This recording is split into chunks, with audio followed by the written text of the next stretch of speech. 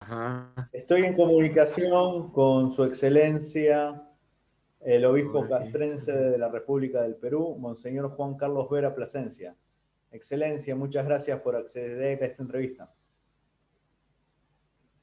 muchas gracias. Para mí un gusto de poder compartir la fe y la misión con ustedes.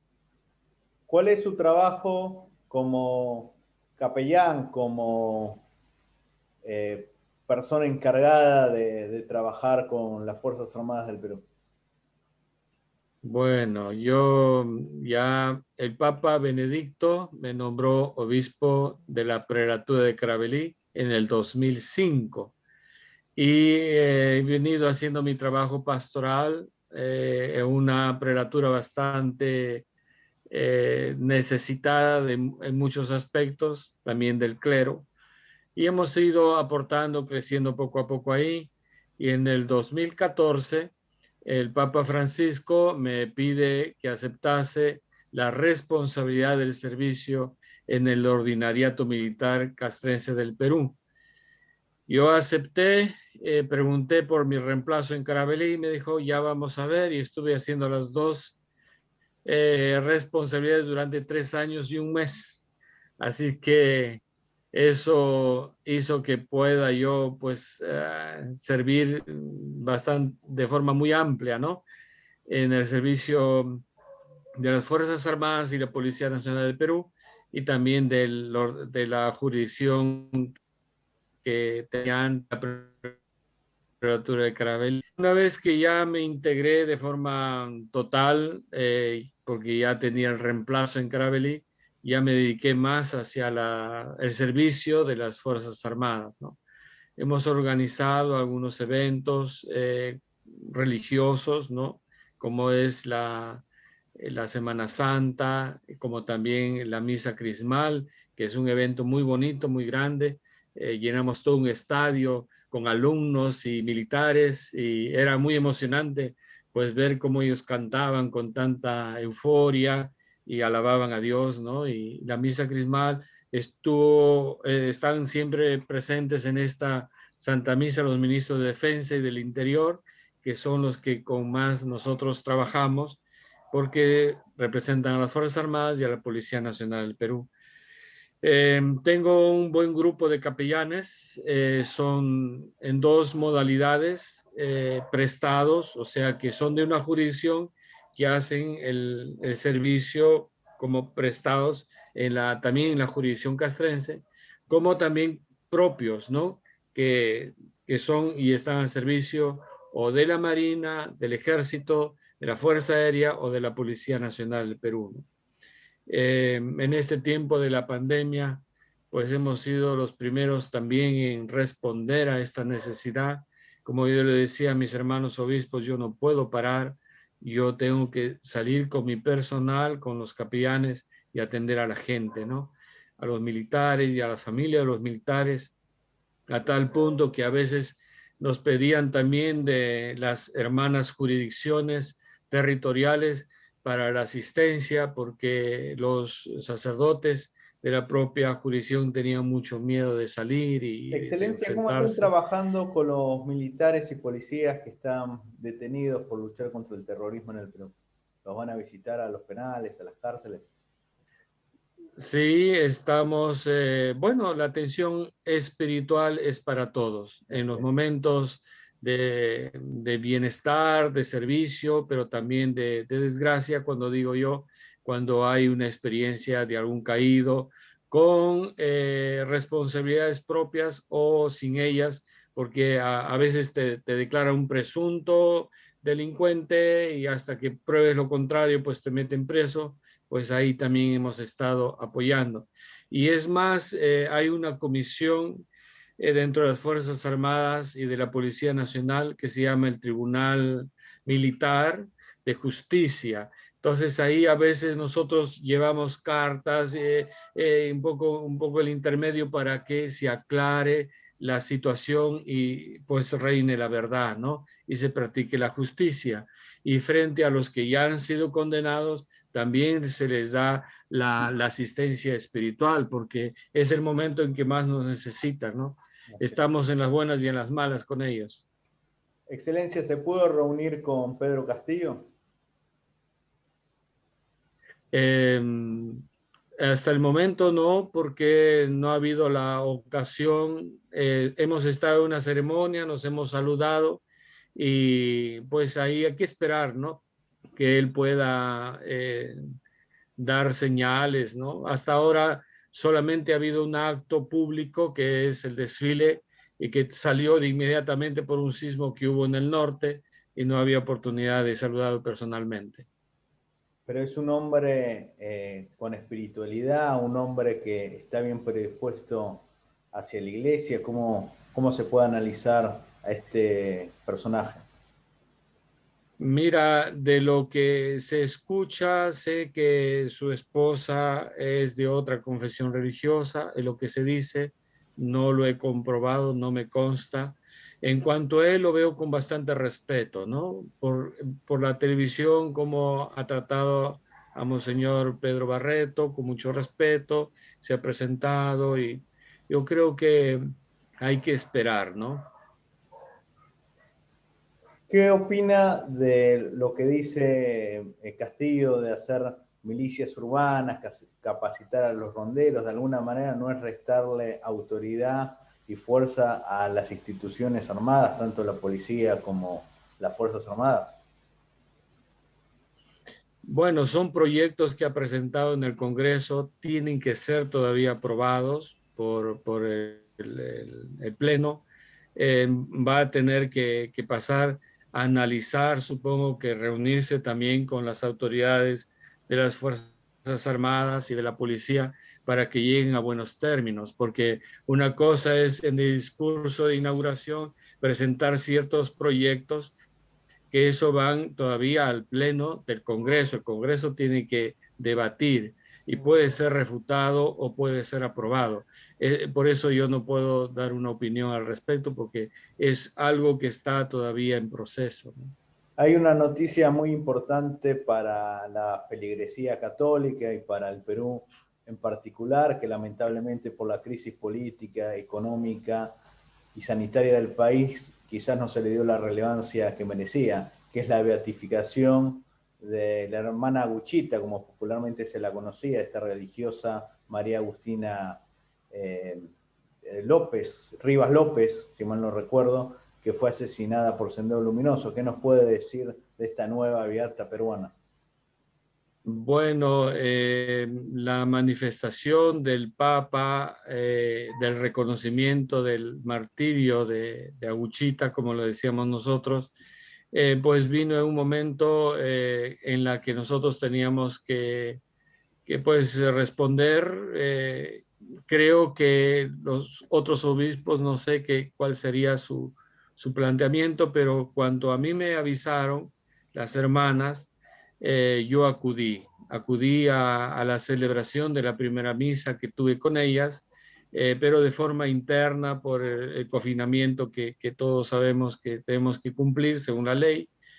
Y para no sobrepasarme, porque es una jurisdicción territorial, yo soy una jurisdicción personal, que mi responsabilidad son la vida de los militares, del acompañamiento espiritual. Entonces yo pedí permiso a Monseñor Carlos Castillo, que es el arzobispo de Lima, para decir, oye, mira, te han estado buscando, no te encuentran, me han encontrado a mí, con tu permiso, ¿tú crees que yo puedo? Y me dijo, sí, anda, porque yo tengo otras reuniones. Entonces yo participé, estuve en la misa de este reconocimiento. Ahora, yo creo que todavía está el momento en que el Papa debe designar a un emisario, me parece como en otros casos, manda a un cardenal o delega al cardenal de turno para hacer oficial esta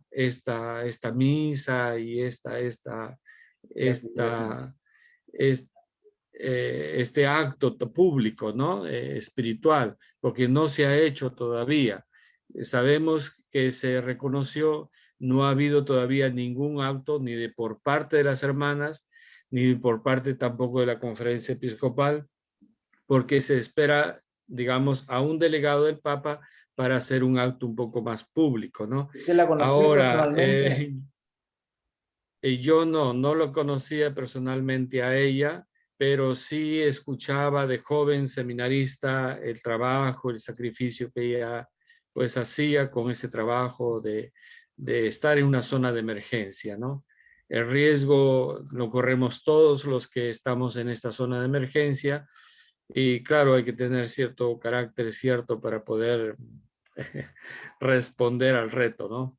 Se puede decir que con esta beatificación desde el Vaticano y Bergoglio particularmente condena al terrorismo y lo que fue la violencia armada, la locura armada del Perú, en este caso de Sendero. Mira, son experiencias vividas que nosotros lo hemos vivido, lo hemos padecido, lo hemos conocido en algunos casos, ¿no? Y teniendo este conocimiento, yo creo que son experiencias vividas que no van a cambiar, ¿no? eh, Frente a otros países que están siguiendo un camino un poco de un otro ritmo más de izquierda, pues nosotros hemos tenido un narcoterrorismo. Entonces, esto es para nosotros una experiencia que otros no han tenido, por lo cual nos hace a nosotros con eso pensar nuevamente, decir, oye, queremos eso, no lo queremos regresar al mismo sistema o no. Entonces, creo que tenemos los peruanos, los mayores como yo, de 60 años, el criterio suficiente para poder decir sí o no a este sistema, ¿no? Porque tenemos una historia que no queremos que esto se repita, ¿no? Porque trajo mucho dolor, mucho sufrimiento a mucha gente indigente, sobre todo de la sierra y de la costa, lo que es a los alrededores, ¿no? Los pueblos jóvenes, ¿no? Que huyendo de una situación así, pues fueron albergándose bajo condiciones humanas bastante de pobreza, pero también vino con ellos ahí esta línea de terror, ¿no? Porque el terror yo creo que lo veo un poco más en esa desconfianza que saben sembrar entre uno y otro, ¿no? Lo digo por experiencia, cuando estuve trabajando en Puquio, en pleno movimiento de Sendero Luminoso en la zona. Nosotros hacíamos nuestro trabajo pastoral, no hemos cerrado la parroquia en ningún momento, éramos 3 sacerdotes, un alemán y 2 peruanos. Nos cuestionaron de la congregación si queríamos seguir o retirarnos. Indistintamente tomamos la decisión bajo nuestra propia responsabilidad de quedarnos, pero veíamos también en la gente esa cercanía, esta búsqueda de confianza, pero de repente habían operativos y salían catequistas o profesores que eran tomados presos porque los encontraban con propaganda subversiva o armamentos y nosotros ni sabíamos. O sea, la zozobra estaba en esa desconfianza, no sabías con quién andabas y con cómo andabas, ¿no? Y ese es un tipo de un terrorismo que no me gusta, ¿no? Porque te trae mucha desconfianza, no sabes si debes o no debes de confiar, qué debes de opinar o no, y eso me parece que trae mucho más inseguridad y temor, ¿no? Porque de repente dices algo, lo malinterpretan o lo usan mal y te comienzan a perseguir o a calificar o bueno, o a, ¿cómo se llama? A extorsionar, ¿no? Es lo que yo sabía de otros también, ¿no?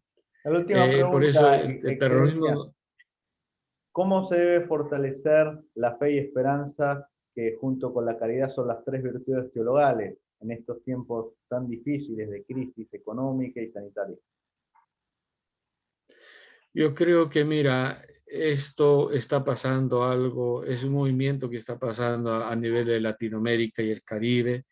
Hay nuevos movimientos sociales que ameritan atención, porque es verdad hay sistemas de gobierno que nos han llevado a interpretar y a descubrir o a escuchar que dicen que hay corrupción, hay engaño, que hay falsedad, hay calumnias, en fin.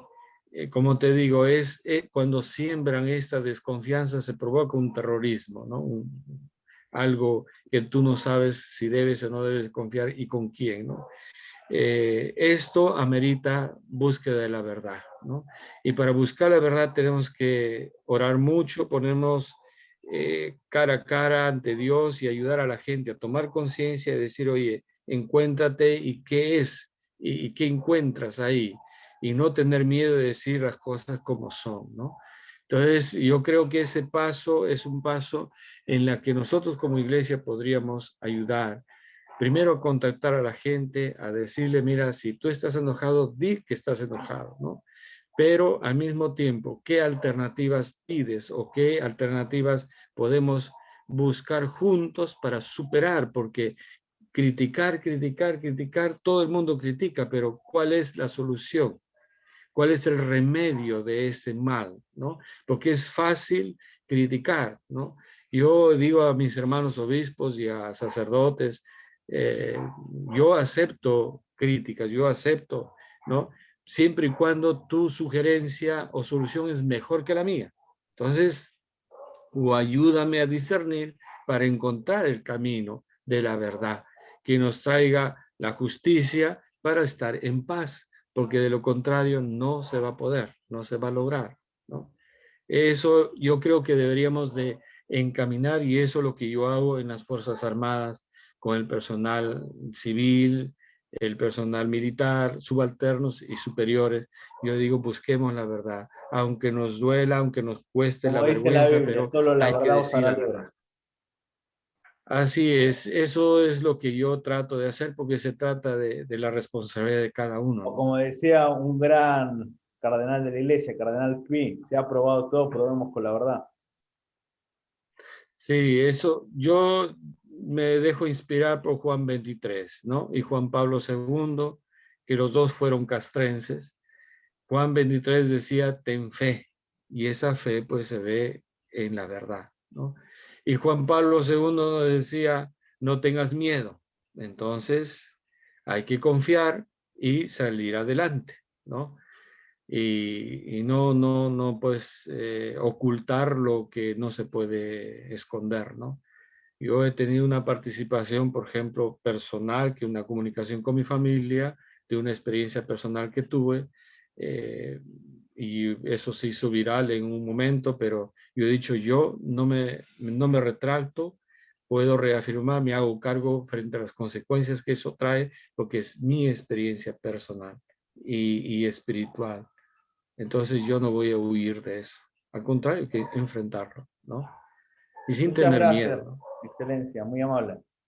Ok, espero que haya sido útil en algo.